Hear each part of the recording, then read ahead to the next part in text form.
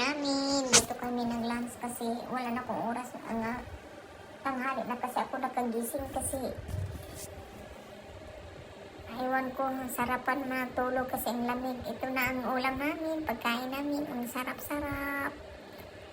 Roslam. Oh, yummy. Okay, support. Love you everyone. Bye-bye. Mwah.